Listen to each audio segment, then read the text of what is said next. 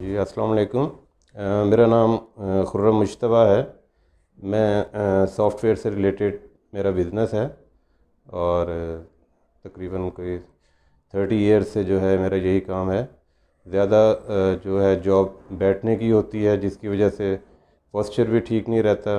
वैसे इशू मेरा ये हुआ था कि जिम में कोई वेट ज़्यादा मैंने कैरी कर लिया था, जिसकी वजह से L4 और L5 जो है वो में भी उसमें कोई इशू आ गया था।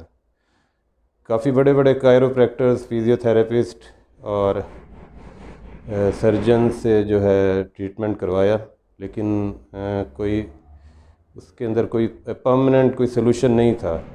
पेन रिलीफ मेडिसिन दे देते हैं ज़्यादातर, वो टेम्प्रेरी यूज़ के लिए बस।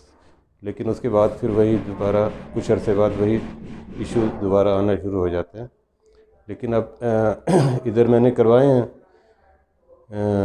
3 दिन से मैं आ रहा हूँ। अभी तक तो काफ़ी ज़्यादा बेहतर फील कर रहा हूँ, पोस्चर भी ठीक हो गया है, पेन जो था वो उसमें काफ़ी आराम है। लेकिन डॉक्टर साहब ने जिस तरह बताया है, कुछ एक्सरसाइजेज़ हैं, उसके बाद ही जो परमानेंट जो इंशाल्लाह इसका कोई सलूशन निकल आएगा। Thank you.